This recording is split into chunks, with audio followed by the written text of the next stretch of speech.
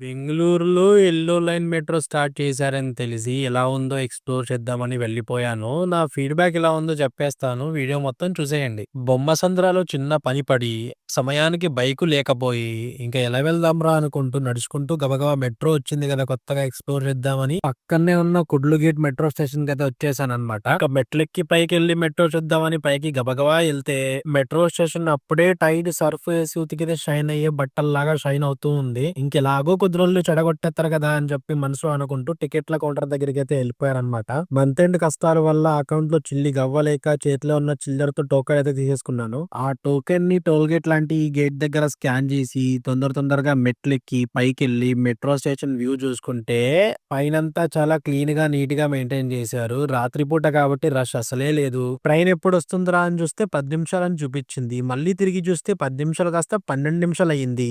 ఏదో జరుగుతుంది సీనా అని ఆలోచించుకుంటూ కాసేపు ట్రైన్ గురించి ఎంక్వైరీ చేస్తే ఇది మొత్తం ఎలక్ట్రిక్ ట్రైన్ అని తెలిసింది. డ్రైవర్ ఉండడంట.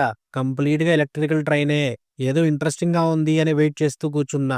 ఇంతలోనే మెట్రో ట్రైన్ కాస్త వచ్చేసింది. చూడ్డానికి చాలా కొత్తగా ఉంది. డ్రైవర్ లేడు అంటూనే లోపల డ్రైవర్ అయితే కూర్చున్నాడు. మరి ఏం చేస్తున్నాడో తెలీదు. 2, 3 ట్రైన్‌లే ఉండడం వల్ల రష్ చాలా ఎక్కువుంది. డోర్ ఓపెన్ చేయగానే లోపలికెళ్ళగానే లోపల చాలా మంచి ఏసీ అయితే కొడుతుంది. ముందు నుంచున్న పర్పుల్ లైన్ మెట్రోతో కంపేర్ చేసుకుంటే ఈ యెల్లో లైన్ మెట్రోలో కంట్రోల్స్, స్క్రీన్స్, డిస్‌ప్లేస్ చాలా క్లియర్‌గా అయితే ఉన్నాయి. ఎగ్జాక్ట్‌గా 15 నిమిషాల్లో మన స్టేషన్ అయితే వచ్చేసింది. ఇంకా స్టేషన్ రాగానే జనాలందరూ లైన్ కట్టేసారు దిగడానికి.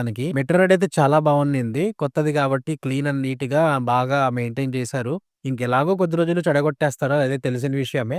వీడియో గనుక నచ్చితే లైక్ చేయండి, షేర్ చేయండి. మీ వోళ్ళు ఎవరైనా కొత్తగా బెంగుళూరులో వచ్చుండుంటే యెల్లో లైన్ మెట్రో లైన్ ఏరియాలో ఉంటే వాళ్ళకి గూడా షేర్ చేసేయండి. వాళ్ళు కూడా ట్రావెల్ చేస్తారు. సబ్స్క్రైబ్ అయితే చేసుకోండి. Thank you.